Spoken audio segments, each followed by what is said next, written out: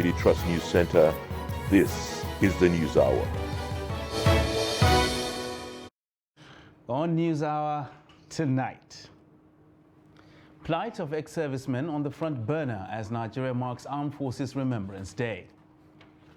Bandits kill Catholic priest in Niger State as hoodlums attack village head in Gurara local government. Terrorists invade Katsina Church, kidnap 25 worshippers.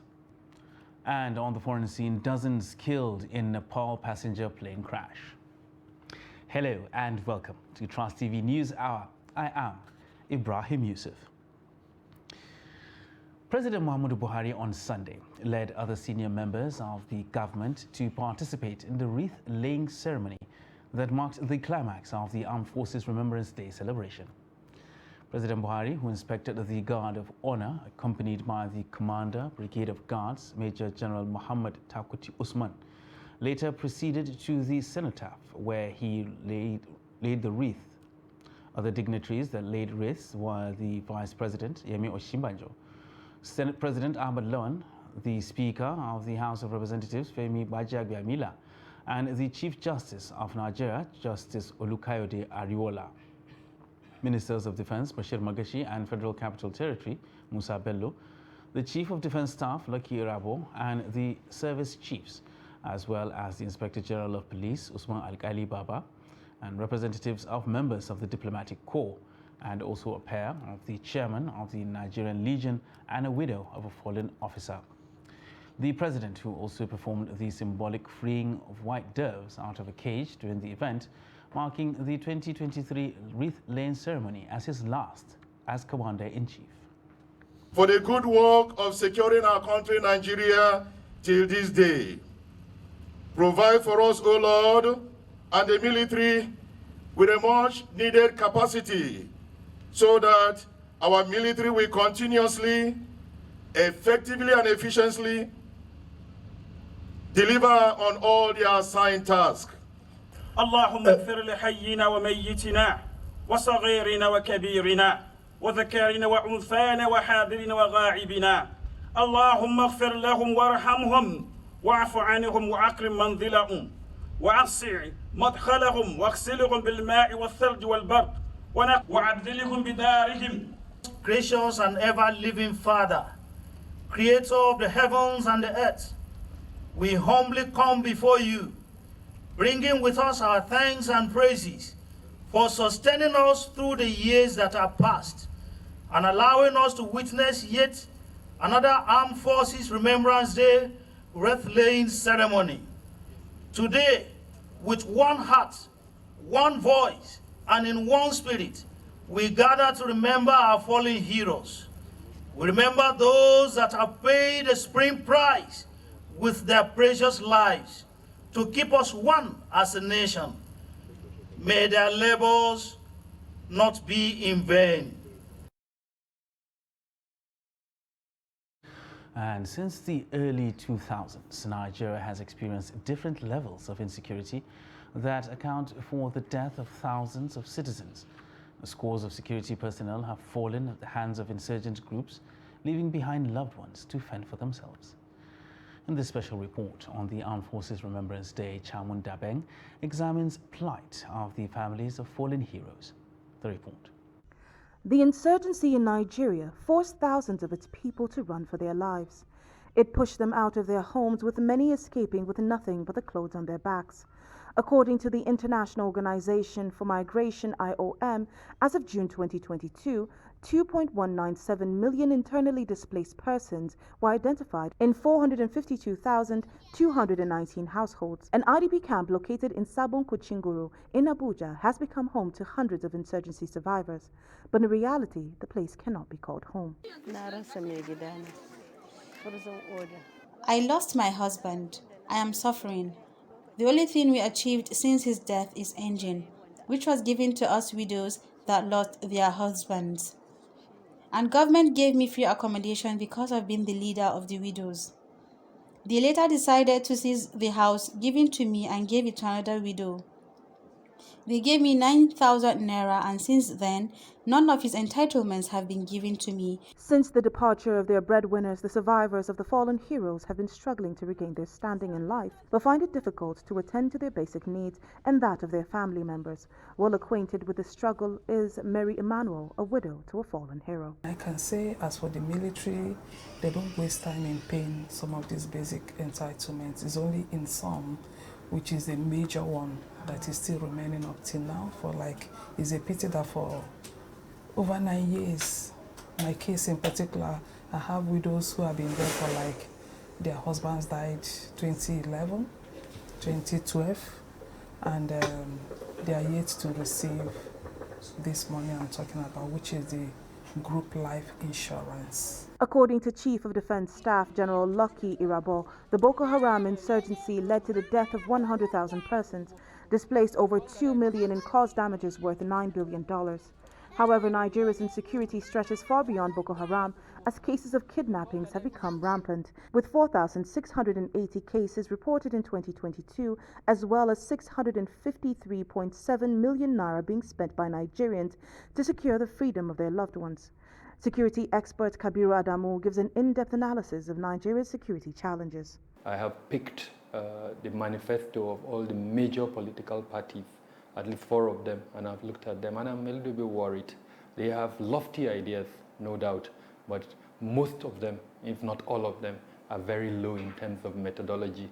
I've had the single privilege of asking at least 3 of the major candidates questions regarding this methodology that's post-2023, and I'm also very worried that their answers were extremely shallow. So how do we proceed? First off, security sector governance. No matter the number of security personnel you engage, if you do not improve on security sector governance, number 1, enhance coordination.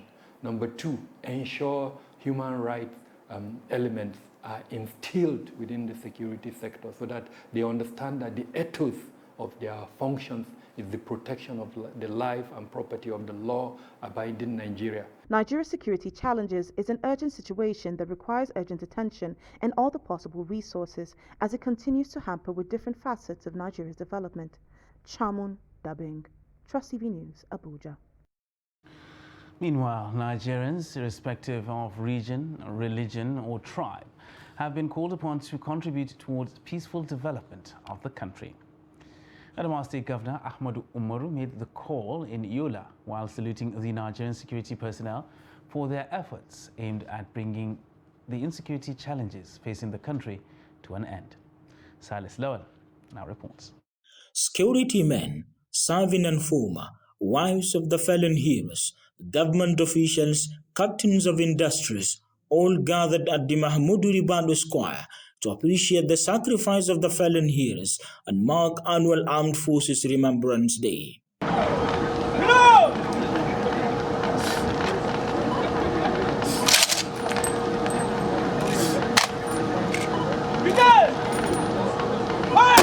Adamawa State Governor Ahmadu Umaru Fintri called on Nigerians to continue to pray for the fallen heroes as well as those at the war front to succeed in dealing with kidnappers, banditry, Boko Haram and other forms of insecurity. That we should continue to pray for our nation, we should continue to support her to be in peace and tranquility and support the widows of the fallen heroes who have died and sacrificed their life in order to keep the nation one and united. And for us to be together, that election is better served the country when we're at peace, and that the life of any Nigerian doesn't worth to be lost because of an election, because you can only rule and enjoy the leadership better when we are all alive. The brigade commander, 23 Brigade Command, says the Nigerian Army and other security forces are working hand in hand in making sure that the security challenges in the country come to an end. Every 15th of January every year, we do commemorate our fallen heroes and those that have paid the supreme price to ensure that Nigeria remains one. And for also the serving personnel, we also celebrate them. Prior to this event, we do have Jumat prayers in all the military mosques across the country, and equally church services. All is to pray for our fallen heroes. There are other events that takes us to today's event, which you have just witnessed, is the parade and the laying of the wreath to pray for our fallen heroes who have paid the supreme price to continue to rest in peace, and also for those of us that are still serving. We're also praying that God continue to guide and protect us as we discharge our duties. To our widows, I want to urge them to remain strong. I know they've been strong. We are with them in prayers. We're also going to continue to support them when the need arises. That was why I created the Widows Foundation, so that it will stand the test of time, and we'll use that to support the widows as time being. The event, as we can all witness today, is a memorable one in respect of our fallen heroes who have sacrificed their life to secure this country and to make sure that in ensuring that the country remain a one nation. So we are here today to bring them back to our memory, pray for them, and also to extend our gratitude to the widows and orphans they left behind. They also appeal to government at all levels to come to the aid of the retired security personnel who fought gallantly for the country. From Yola, Salis Lawan, Trust TV News. Meanwhile, the Armed Forces Remembrance Day is marked in Lagos with a call on military and paramilitary organizations to continue to strive in the maintenance of peace and security in the country.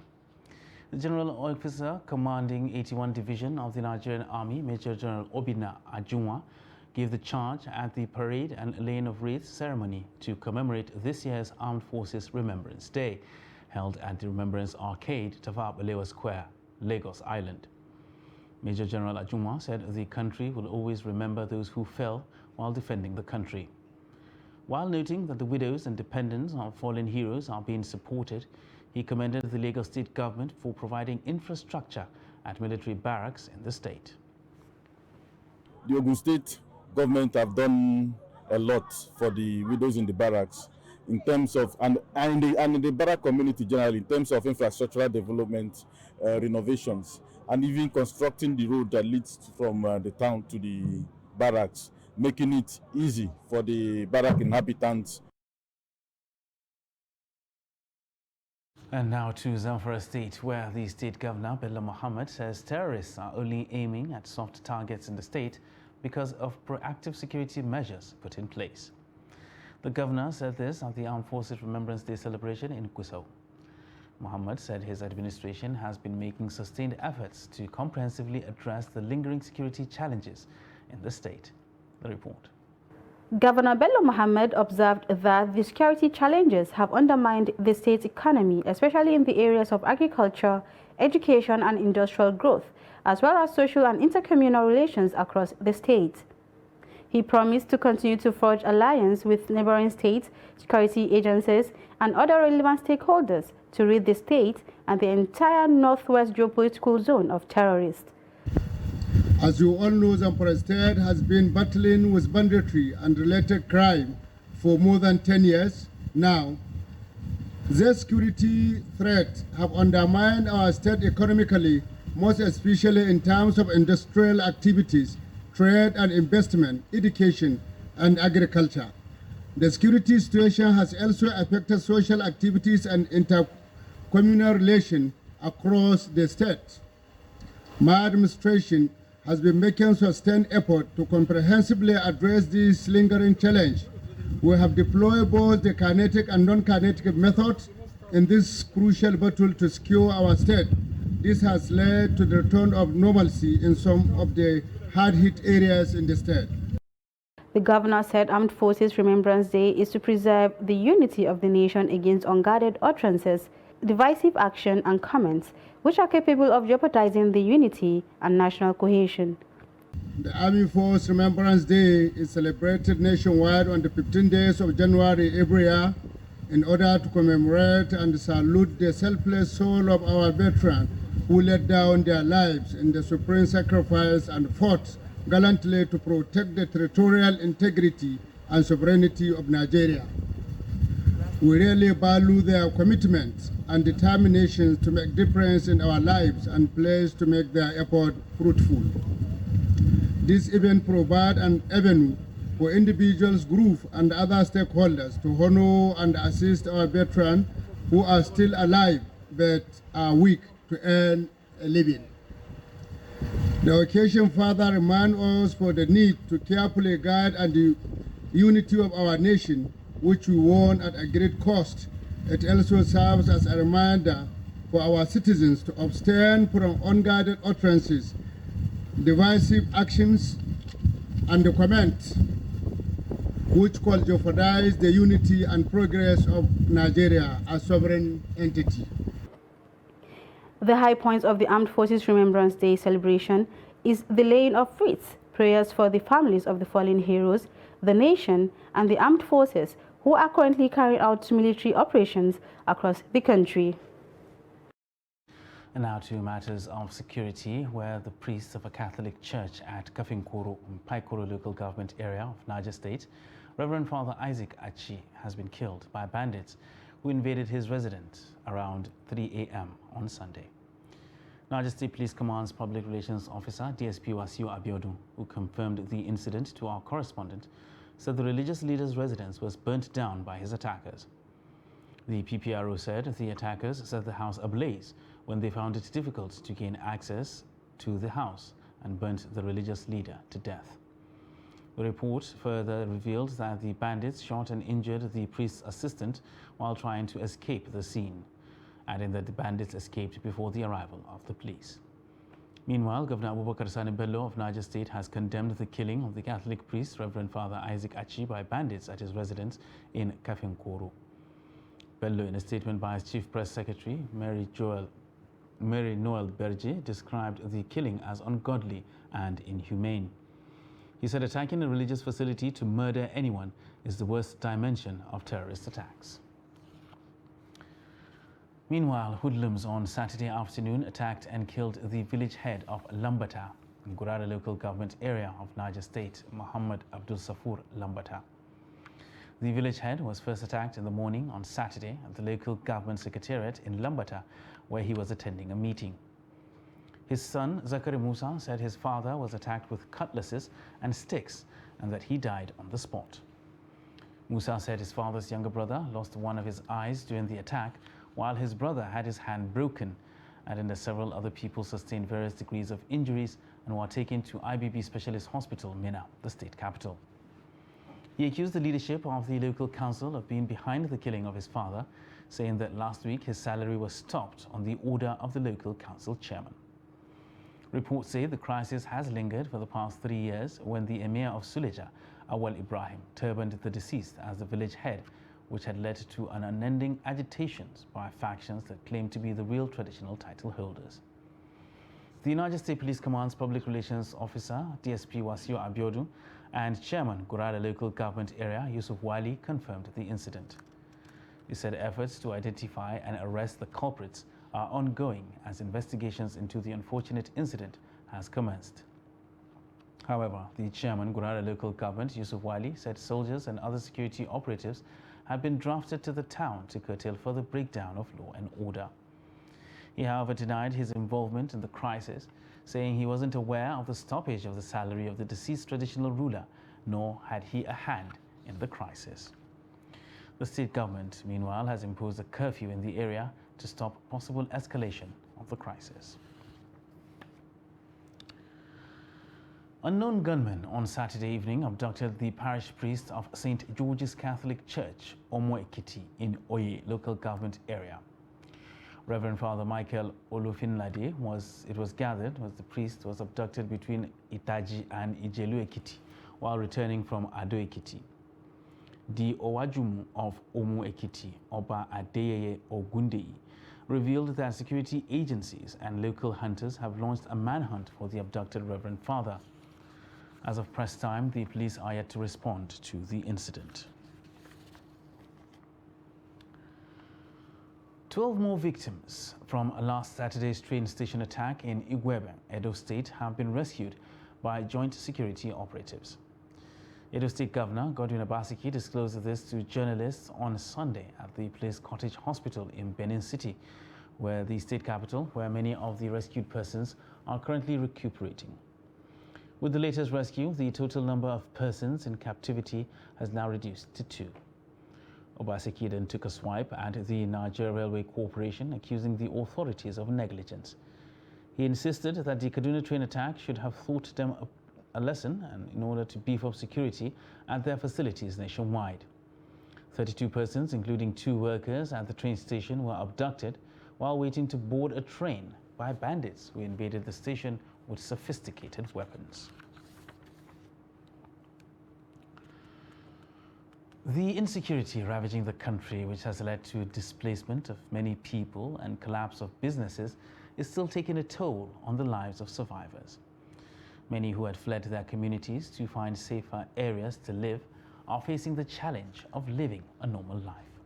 Silas Lawan examines the impact of insecurity on small businesses and people affected. The report. In the wake of Boko Haram insurgency in 2011, in northeast Nigeria, various business outlets shut down operations as insecurity worsened in the zone. The impact of the action has seriously affected lives and properties, obstructed business activities, and discouraged local and foreign investors, which in turn affected Nigeria's overall economic growth and development. Some people who have fled their villages from Borno, Zamfara, Jigawa, and Niger Republic are now residing in Adamawa, speak on the impact of insecurity on their lives and their small businesses. I was among big business people in my community in Borno before the insurgency activities. But look at me now in Adamawa. My physical appearance tells you who I am now and what I am going through for years. I believe Nigeria cannot achieve development unless it first seeks to achieve security of its citizens.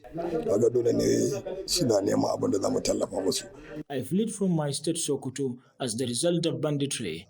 My parents are still there taking care of the siblings. We lost almost all of our lifetime savings to rescue an uncle who was the breadwinner of the family.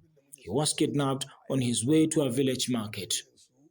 This kola nut you see me selling is the only business I do here in Yola to help them, and it's not giving me enough to assist. I am an indigene of Niger Republic. I came to Adamawa in 2016 with my family as the result of Boko Haram activities that disrupt our areas, leading to loss of businesses. My family and I now depend on this tea business. Insecurity has posed serious challenges and threat to the peace and stability on our growth as a nation. Security analyst Umar Mohammed says more need to be done as no business can thrive without adequate security. But when there is no security, definitely there is a problem. There will be a problem. That all traditional rulers should also engage, put their effort, put their advices, put their prayers, put their necessary advice to people that are living under them on how to help one another. This abject poverty is not easy. It's not everybody that can scale it. He said a lot of farmers left their farms, leading to high rate of waste and losses, while gunman attacks have not helped matters. From Yola, Silas Lawan, Trust TV News. And now to Katsina State, where armed terrorists have attacked the New Life for All church in the Kankara local government area of the state, kidnapping at least 25 worshippers. Eyewitnesses confirmed that the terrorists riding on motorcycles invaded the church at Lantsauni, Gidang Haruna community in the early hours of Sunday when the faithful were in church. Senior Special Assistant to Governor Aminu Masari on Christian Affairs, Ishaya Juro, confirmed the attack to newsmen. According to Juro, security personnel are currently on top of the situation and are working tirelessly to rescue all the victims unhurt. Bandits had similarly abducted over 300 pupils from a secondary school in Kankara in December 2020. Earlier, we spoke to Trust TV's Abdullahi Yamadi, who gives us an update on the situation. Early this morning, bandits in their numbers riding on motorcycles attacked Nansoni village, a farming community in Kangara local government area of Katsina State, where they abducted 5 people at their various homes when they were preparing to go to church for Sunday service. And they shot one person who sustained a gunshot injury and was rushed to Kankara General Hospital where he is receiving medical attention. And of course, for everybody to know, some parts of Kankara and of course Namusa, Safana, Jibia, areas where there is a serious level of insecurity, where hardly a day passes without any terrorist attack. So the villagers, according to reports I gathered from them, most of them have fled to Kankara, and some of them have fled to Malumfashi and others to Funtua for safety. Well, there's the DPO Kankara and of course the police public relations officer here in Katsina confirmed that they have deployed police and members or other officers from the Nigeria Security and Civil Defense Corps to ensure that there is safety and of course peace is restored in the community. Abdullahi Hamadi there giving us an update from Katsina. Still with us on Trust TV News Hour, still ahead. We'll show you how cooking gas becomes a luxury in Benue. Details of this and more after the break. Do stay with us. Ba a iya sutura da abinci jin daɗin duniyar mai ƙare. Za ka iya more rayuwarka da kayan alfarma na kamfanin Vento Furniture kamar su Ladi Corner Sets, Escape Sofa Sets, Acadia Sofa, Piano Sofa Sets, Sofa Corner Sets, Vento Sofa Sets. Sannan kuma za ku iya saka ƙayatattun gadaje na alfarma a ɗakunan kamar su Gold Cream Bedroom Sets ko kuma ku wadata falonku da kujeru na alfarma irin su Sare Royal Set da Acadia Dining Sets. Ofishoshinku kuwa za ku iya saka manya-manyan kujeru na kece raini domin walwala da jin daɗin ku da abokan hulɗa. Kamfanin Vento Furniture ya tanadar muku gadajen bacci na yara masu inganci, kayan ɗaki irin na angwaye da amare har ma da sarakuna. Muna da shagunan mu a gurare kamar haka: 79 Allen Avenue, Ikeja, Lagos; 7A Azikiwe Road, Port Harcourt; 25 Glover Road, Ikoyi, Lagos; Shop U1 Jabi Lake Mall, Abuja, da kuma 4330 Walker Road, Windsor, Ontario ga mazauna ƙasar Canada. Vento Furniture, mun zagaye ko'ina.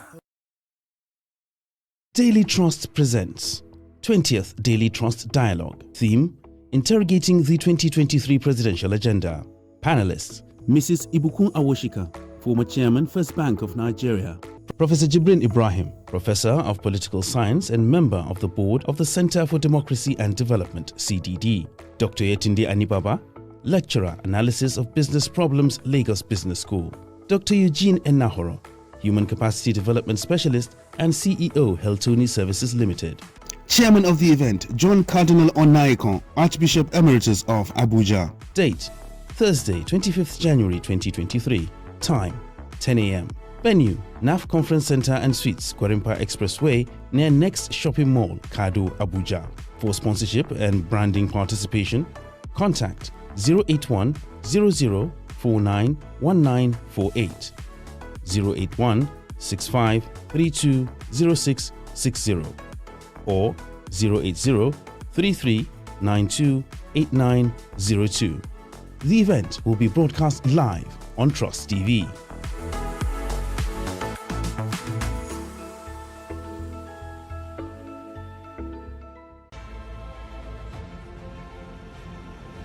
Now, as part of efforts to support Africa's goal of strengthening... Now, looking at the activity chart, as you can see right here, a total volume of 130... Created a Boko Haram crisis that at that time was restricted to Yobe. How secure are they? You can see security men with blood. This is the road leading up to the... Already, if you look at English squad, you are looking at EPL, you are looking at their names. You are not looking at...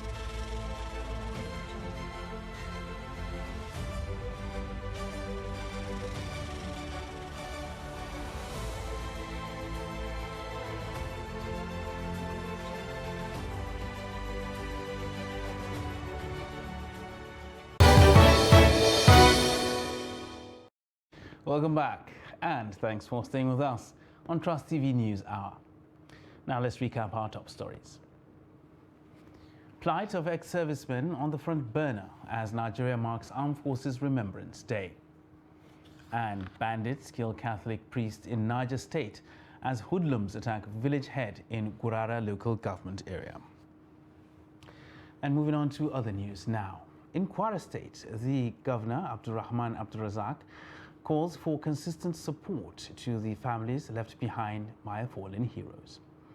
At the amusement park Ilorin, where the Armed Forces Remembrance Day celebration took place, the Governor laid the wreath, followed by other important personalities. It's a solemn day to remember our fallen heroes, to remember the service they rendered to the nation, to urge us as a nation to support their families, to support our security agencies and the work they do. Well, the main essence surrounding the election is for us to have robust security architecture and a peaceful environment to conduct the election. The president has assured the nation of peace and security during the election. And members of the Nigerian Legionnaires in Bauchi State will not forget this year's Armed Forces Remembrance Day in a hurry, because the state government has fulfilled promises made on the welfare of members.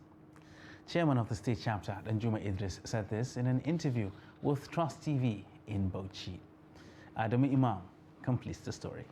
January 15th every year is set aside to remind Nigerians the sacrifices and contributions made by Nigerian soldiers on the war front to keep the country united. Danjuma Idris is the Bauchi State Chairman of Nigerian Legion that is charged with the responsibility of promoting welfare of ex-servicemen, and confirmed that their members benefited from the money raised at the launch of Annual Emblem Appeal Fund. In fact, it's a great thing. We have an office accommodation of our own. Over 46 years of the existence of Nigerian Legion in Bauchi. This is the person who bear with us, see our problem, who weep our tears. In fact, we have an office accommodation of our own now. So what I'm telling you now, we are happy and we are going to give that Legion House, Kaura Legion House. The retired warrant officer also explained that the discipline is what keeps members united, despite their predicament over the years. You know, when we are in the service, we were well known due to our discipline. So because we have left the service, I went to them that to maintain that discipline. Whatever happened, we should bear with it. The condition we are, because government alone cannot solve our problem. We need individuals to come in. We have been saying it. Many of the war veterans often struggle to get their entitlements from government. Armed Forces Remembrance Day highlights plights of families of fallen heroes. That report was put together by Adamu Imam from Bauchi. A renowned traditional leader and Emir of Birnin Gwari in Kaduna State, Zubairu Jibril, has suggested commemorating January 15th as National Unity Day instead of Armed Forces Remembrance Day, celebrating only the foreign soldiers.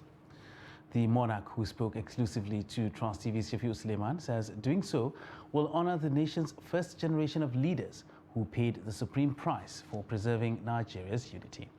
The report.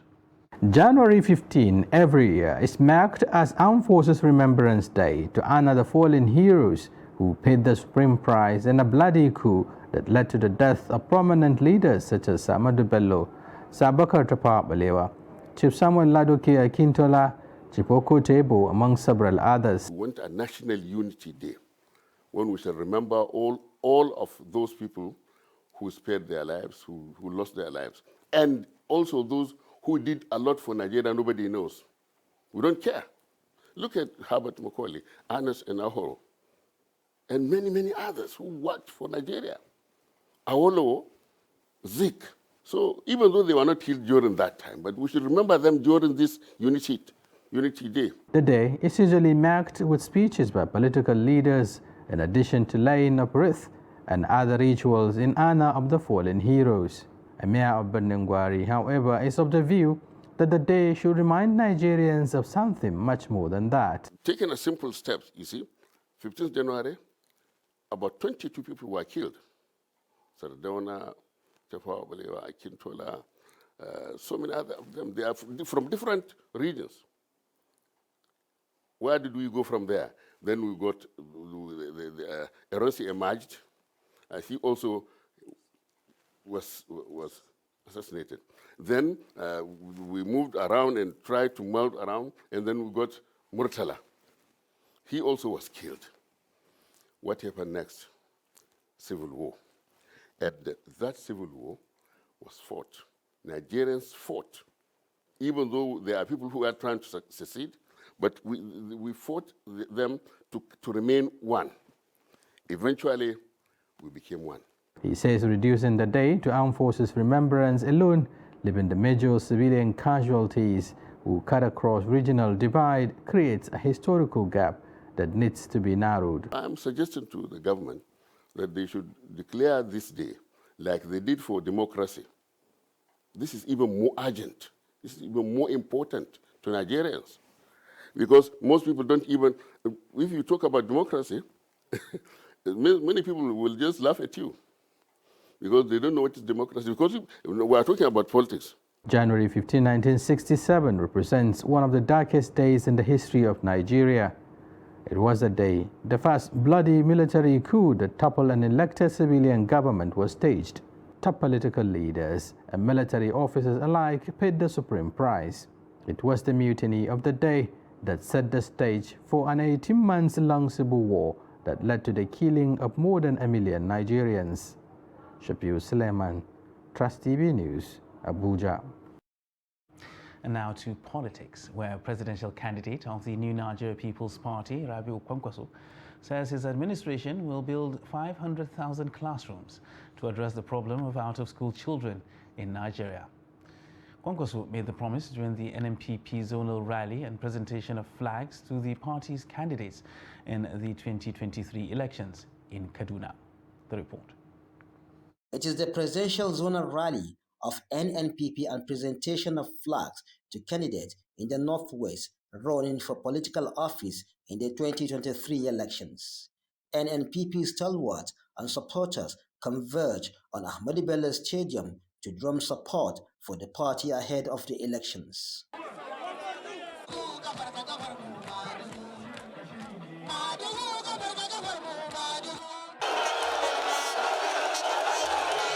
Presidential candidate of the NNPP, Rabiu Musa Kwankwaso, explained that the party has the best blueprint to rescue Nigeria out of its present socio-economic and security challenges. He said that if voted into power, his administration will prioritize education to address out-of-school children menace. The idea is to allow the sons and daughters of the poor to go to the highest level in education. The soul of the poor under our government will reach its maximum potential in this country. That was why right from the beginning, at the primary level, we are going to build at least 500,000 classrooms for the out-of-school children who are today over 20 years. Kwankwaso also promised to develop key infrastructure and create jobs for the youths.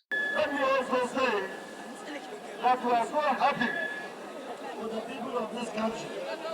Today, as we stand now, we have gone around the country to ensure that we have seen our people, to ensure that we take record of the dilapidated infrastructure, to make sure that we listen to our people to tell us what is important that our government should do when we are sworn. The NNPP presidential candidate then appealed to Nigerians to get their permanent voter card and ensure they vote for NNPP in the elections. Bello Musa, Trust TV News, Kaduna. Meanwhile, as preparations for the 2023 general elections intensify, The INEC Resident Electoral Commissioner in Anambra, Queen Elizabeth Agu, has urged residents of the state to get their PVCs.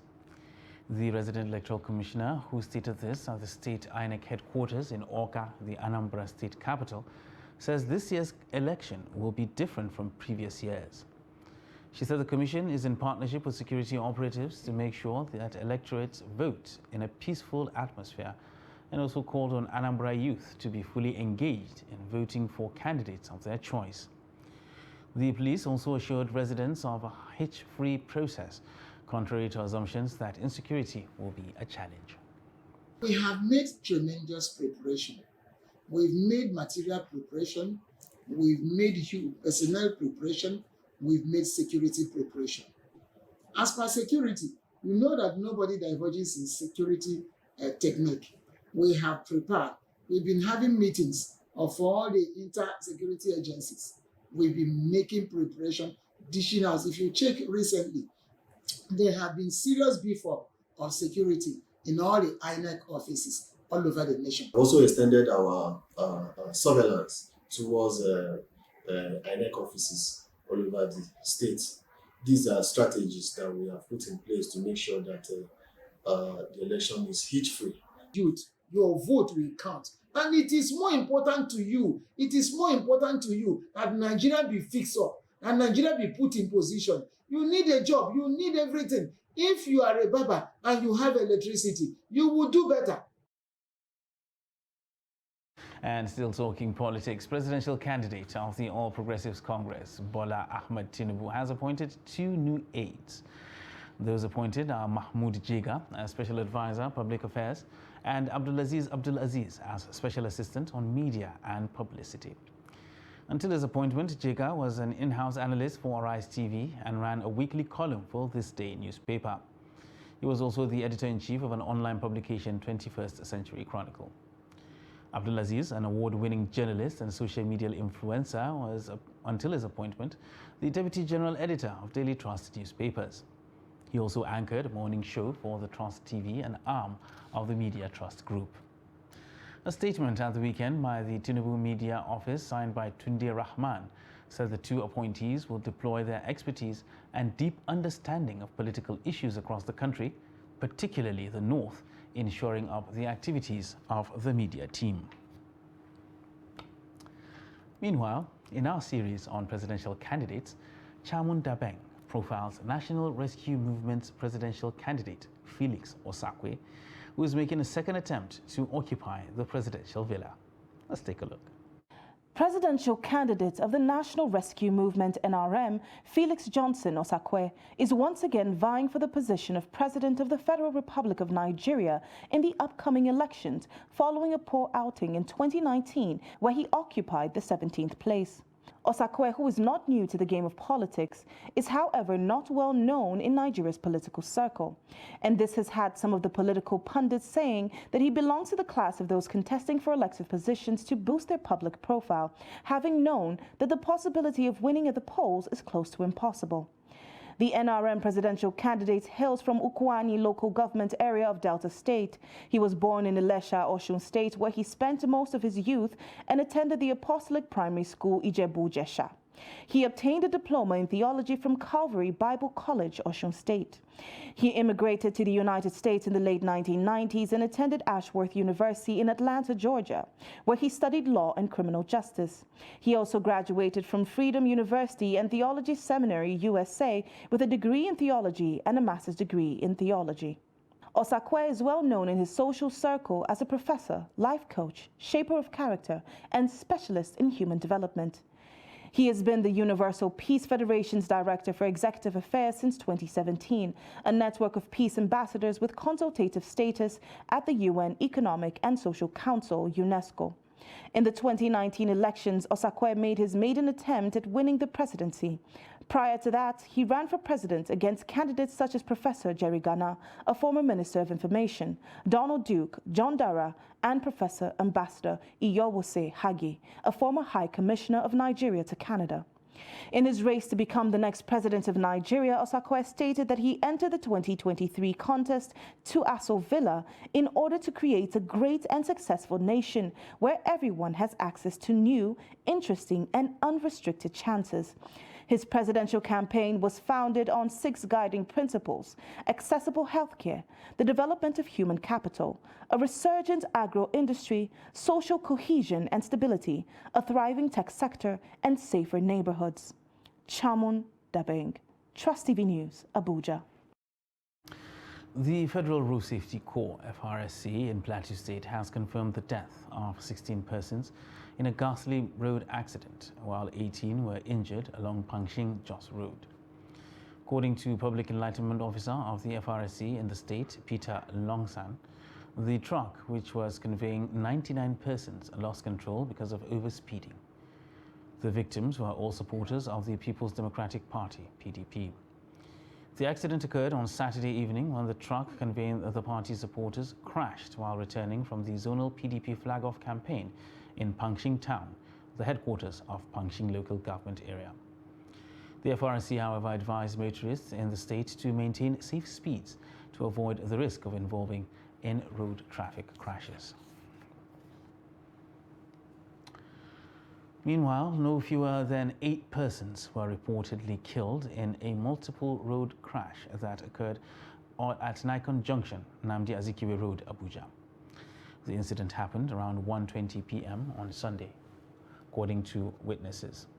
Details are still sketchy as of the time of filing this report, but a witness, Israel Adeboyega, said it involved 3 vehicles: a Toyota vehicle, a Camry, and a Mazda.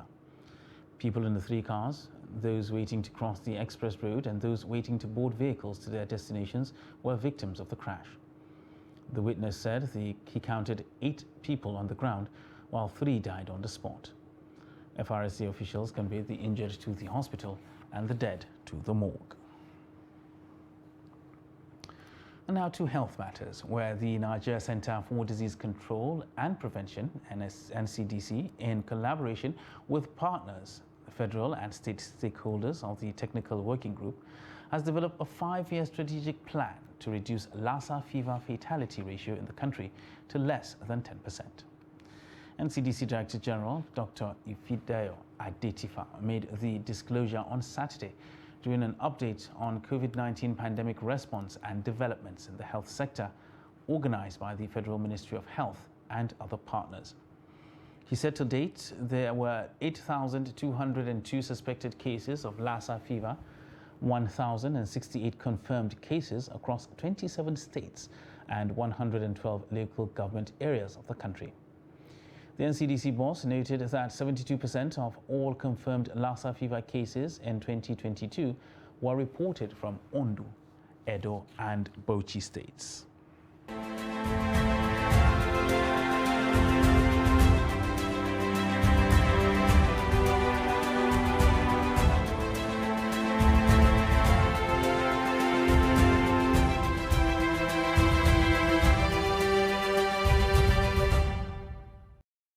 Residents of Makurdi, the Benue state capital, are calling on the federal government to arrest the persistent increase in the prices of cooking gas. Those who spoke to Jimmy Adzande said the price has doubled from what it was in 2021 and brought untold hardship to many homes. The report. This is one of the residents of Makurdi, the Benue state capital, using the cooking gas to prepare his food. He is one out of very few residents who can afford to get a product for everyday use. I would say, to my view, it's kind of unfair due to the fact that there has been a recent spike in the price of gas. When I came to the school area last year, the price of a kilogram of gas was around 415 naira, but right now it's at 900 naira. And from the point of students, it is very hard due to the fact that a lot of them have to pay for school fees, books, materials, so many things, and then they have to cook every day. And the fact that the price of gas has gone high, that really affects them. With the ever-increasing prices of goods and services, the residents said it is becoming increasingly difficult for them to refill the cooking gas. I was interested to know if they have alternative means of cooking. This is what they said. I want to state that if somebody that is from a humble background like me cannot even access a kg of gas, and it's not even staying the way we used to use it. We are buying a kg of gas now at 900, 850 naira, while we were buying last year at 450 naira. So somebody from a humble background like me cannot even access a full 5 kg gas and all that. So that affects us because last year, the price was down, now it's high. It's affecting us because to feed ourselves and do the school stuff is issue. Coupled with the price of the gas, sometimes it's very difficult for us to fill the gas 900 now to prepare food for ourselves. The residents appeal to the government to control the prices for the benefit of ordinary citizens. I had the idea of getting like a electric cooker for my meals.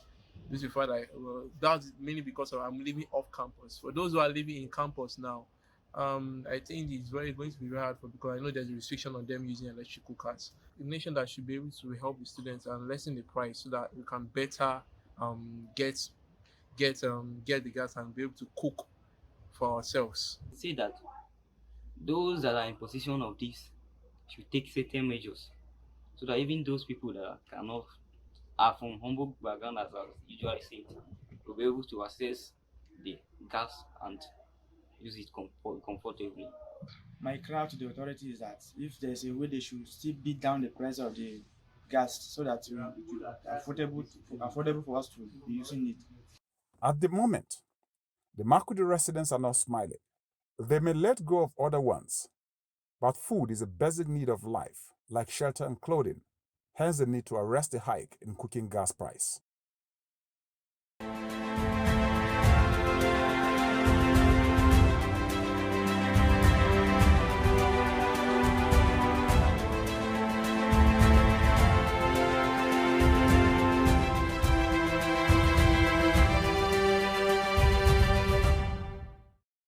And on a sad note, veteran Nollywood actor Femi Ogunrombi, popularly known as Papa Ajasco, is dead. His death was confirmed by theatre practitioner Hussaini Shaibu via his Twitter handle. Ogunrombi was popular for his role in Wale Adenuga's comedy series Papa Ajasco, and he took over the character Papa Ajasco when the former character Abiodun Ayoyinka pulled out of the show.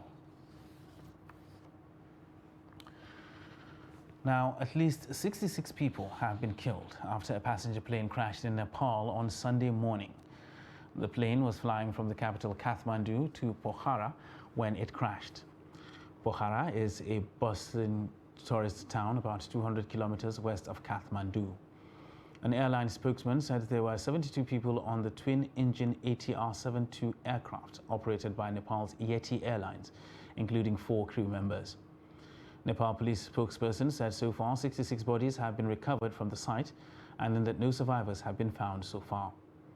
A government statement said Nepal Prime Minister Pushpa Kamal Dahal has called on an emergency cabinet meeting after the plane crash.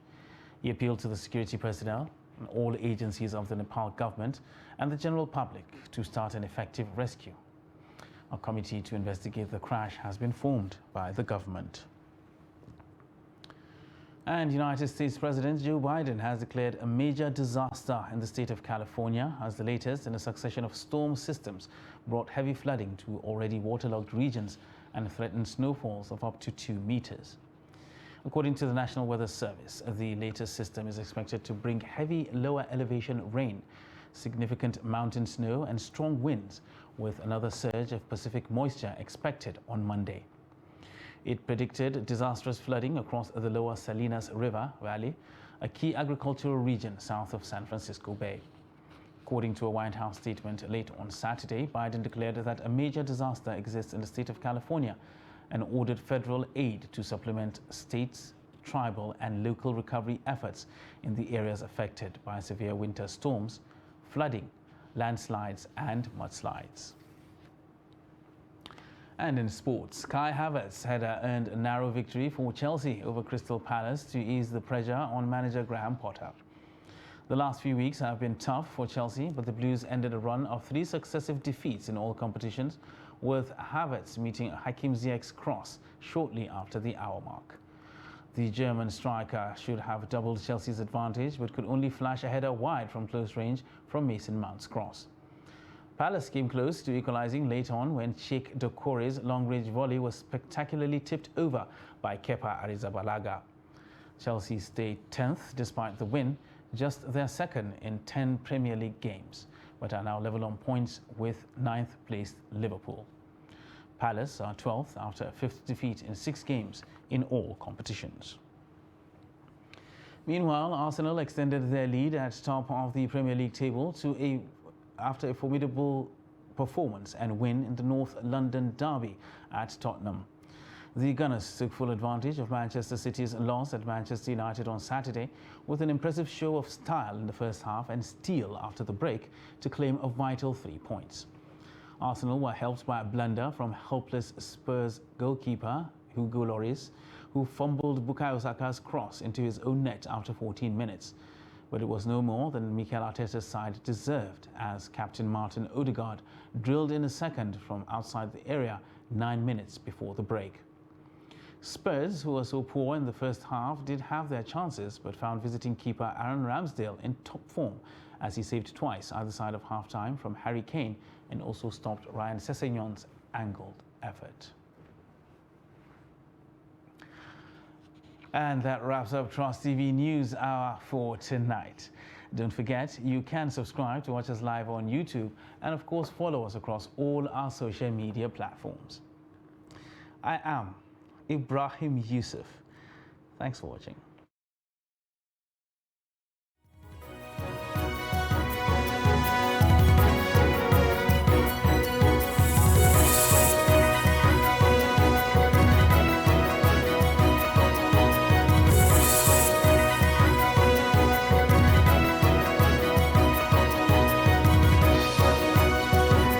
From the Daily Trust News Center, this is the News Hour.